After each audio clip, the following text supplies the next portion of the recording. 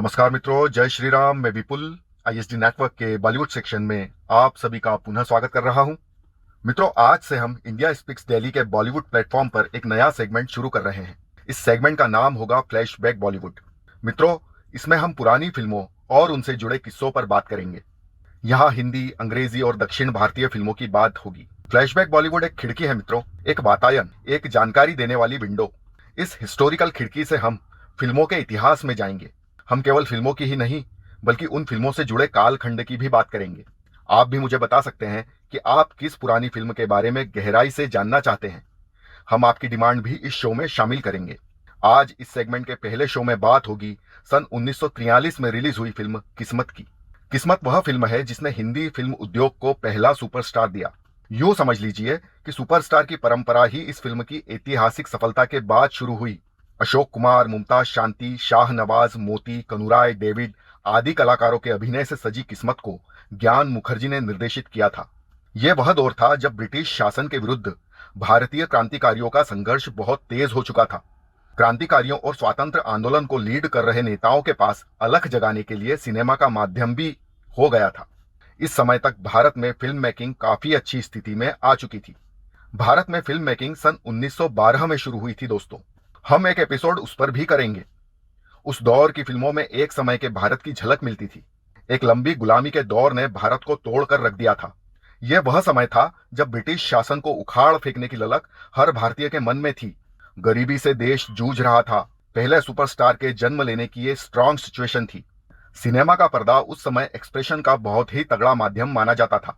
स्वतंत्रता आंदोलन के लिए फिल्में उस दौर में बहुत महत्वपूर्ण बन गई थी। किस्मत में अशोक कुमार एक क्रिमिनल के अवतार में पेश हुए थे। फिल्म में उन्होंने दोहरी भूमिका निभाई थी। वे शेखर और मदन के किरदार में दिखाई दिए थे। शेखर एक जेब कतरा है। जेल से छूटने के बाद वह फिर अपराध करने लगता है। हालांकि शेखर भीतर से एक अच्छा इंसान है। शेखर के इस किरदार को दर्शकों ने बहुत पसंद किया। इसी फिल्म से एक फार्मूले ने भी जन्म लिया था। यह फार्मूला 90 के दशक तक कई फिल्मों में रिपीट किया गया। यह फार्मूला था बचपन में बिछुड़े परिवार का कई साल बाद फिर से मिलना। उस दौर में यह फार्मूला बॉक्स ऑफिस पर सिक्कों की बारिश करा देता था। किस्मत भारत की क्लासिक फिल्मों में शुमार की जाती है। शेखर उस समय के भारत के युवा का प्रतीक था। उस टाइम पीरियड का यूथ आज जैसा नहीं था दोस्तों। उन्हें नए भारत की नींव रखने में बहुत संघर्ष करना पड़ा था। वह गरीब भारत था, गुलाम था। उस भारत के गुस्से की अभिव्यक्ति शेखर के किरदार के रूप में हुई। किस्मत का म्यूजिक उस समय बड़ा लोकप्रिय हुआ था।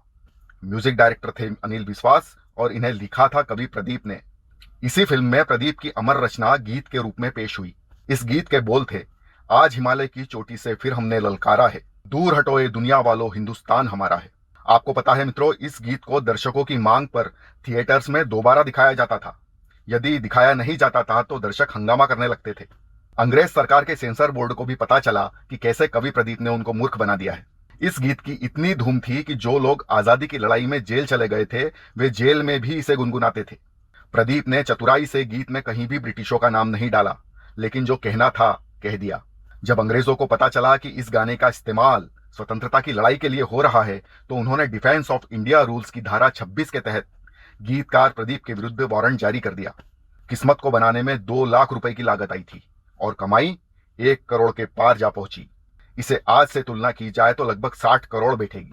फिल्म को बॉम्बे टाकीज ने प्रोड्यूस किया था। 2 घंटे 23 मिनट की यह फिल्म भारत की पहली ब्लॉकबस्टर फिल्म है। रमेश सिप्पी की शोले से बहुत साल पहले किस्मत ने भारत की पहली ब्लॉकबस्टर बनने का गौरव प्राप्त कर लिया था। हाँ, उस दौर की फिल्मों पर नाट्य शास्त्र का गहरा प्रभाव था, इसलिए ये फिल्में कुछ अधिक ड्रामेटिक सी महसूस होती है, लेकिन इनका कथ्य और कहानी का संदेश समाज और देश के लिए होता था। गुलामी के उस अंधेरे दौर में ये फिल्में टिमटिमाते दीपक की तरह थी जो हमें राह दिखाती थी। आज के लिए विदा लेता हूं मित्रों। फ्लैशबैक बॉलीवुड के अगले एपिसोड में आपसे फिर भेंट होगी। नमस्कार।